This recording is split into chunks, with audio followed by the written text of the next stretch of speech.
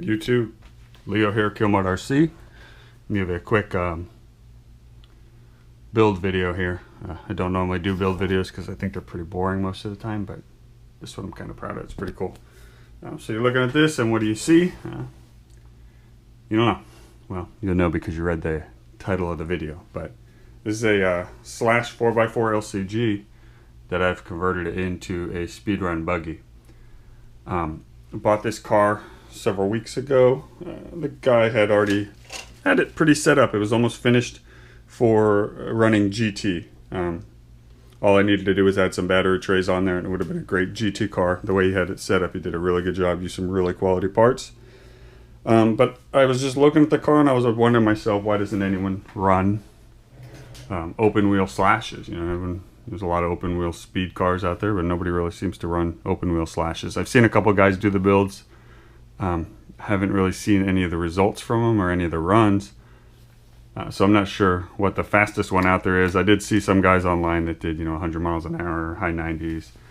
Old videos though, and apparently this is called the BackSlash. I don't know what that means, or what the BackSlash comes from. Maybe that's a kit you can buy to convert them, or I don't know if Traxxas ever sold a slash buggy called the BackSlash. No idea, but I wanted to do something a little different here, so I went ahead and custom converted this thing to a buggy. So let me show you what we did here. 1 second, guys, that pin's tight.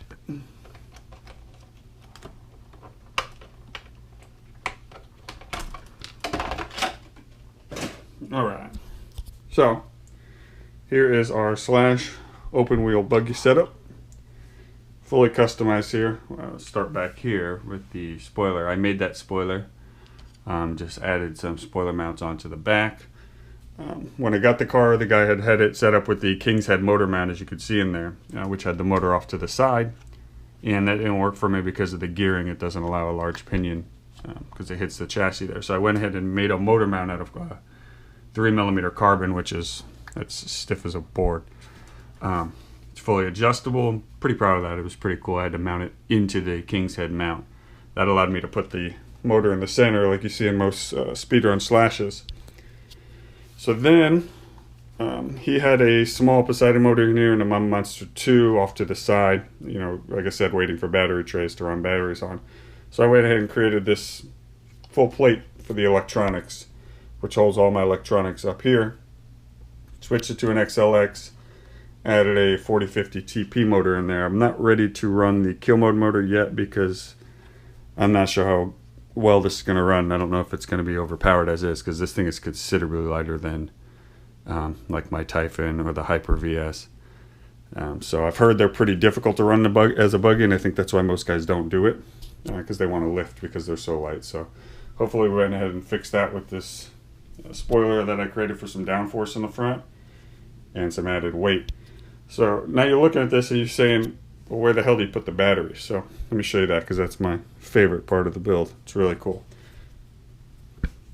So I made this up. I don't know if anyone's ever done this before. If you have, more power to you. I didn't copy it because I never seen anyone do this. So in my head I made this myself. So all you can see, all the electronics are on this carbon fiber plate here, if you can see that in the video. So what I did was, all I have to do now to put batteries in is I'll unplug my motor leads like that, plug my servo, and then this whole plate pulls off.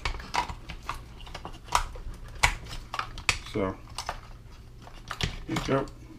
Something's caught here. Oh. Now all my electronics are on this carbon fiber plate that I've made. It's held, everything's mounted down solid. And then here's our trays for our batteries. They're not trays, but we're going to run the stock chassis.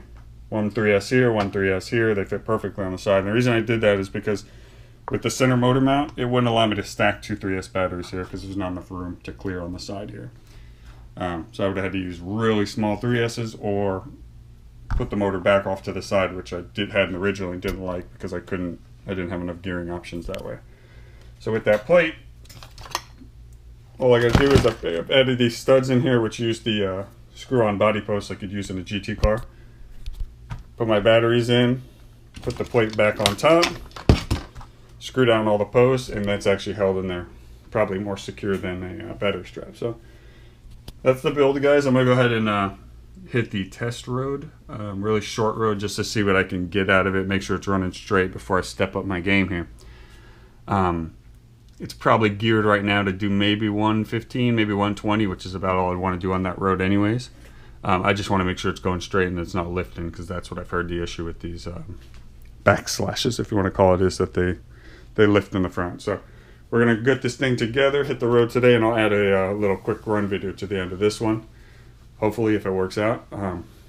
If not, I'll tune it and post another video. But one way or another, we're going to get some video up this car unless I destroy it on the first run out. So keep watching. KillModeRC, www.killmoderc.com. Enjoy. Subscribe. Thanks for watching, guys. And actually, no. Scratch all that. Stay tuned. There might be a video at the end of this with a run. Enjoy. Alright, guys. KillModeRC out here with the Slash open wheel buggy conversion. BackSlash. I'm going to run in 6S runs. So our maiden voyage on 6S. We're at the short road, the one that doesn't get a good GPS signal, and it is about to go into Spain. So I want to get out of it before that gets here. So, show the GPS. Probably not going to work well out here because it never does. Oh, that sucks. Okay.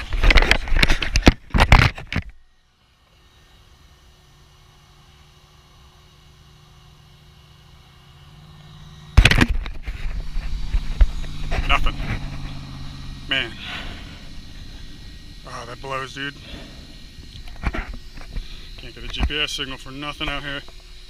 It's always like this. Oh, that sucks.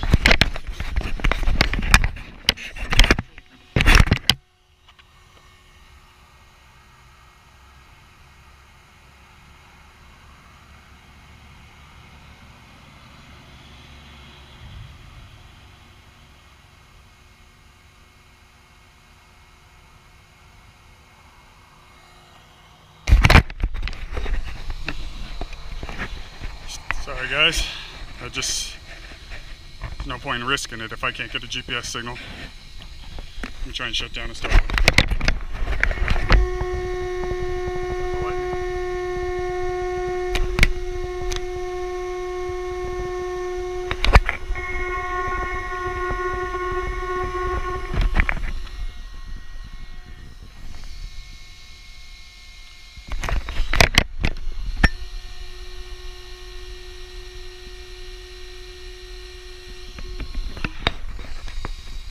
Something here, I think. I don't know. We'll see what happens, guys. I'm just gonna go for it. We're doing a nice slow pass anyway, so it is what it is. But I don't want to be here when that bull takes a lightning bolt. So you hear the thunder? Let's get the fuck out of here. This car is fucking fast, guys. It's scary fast. I'm a little bit nervous driving this thing on this thin, narrow road. So I'm going to take it real easy. And since the GPS ain't working, it's kind of... Here we go.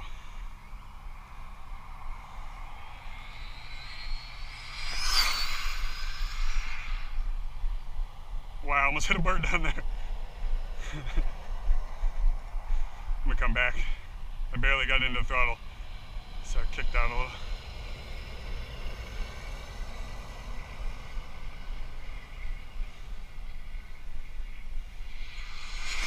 Alright guys, well, since it was a test run, the camera cut off, but we did 124, so 124 on 6S series, 2 3S's in series.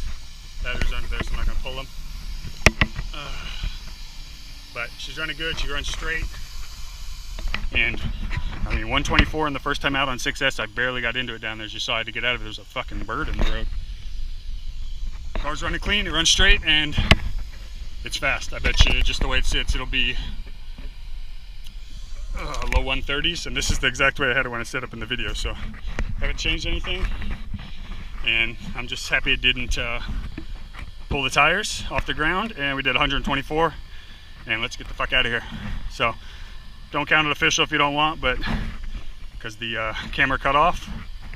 But I'm gonna say this is the world's fastest backslash until someone else can show me another video of them doing faster than 124. If not, I'll be out here over the weekend, get a full pass on the railroad. Keep watching, guys. Kenwood RC.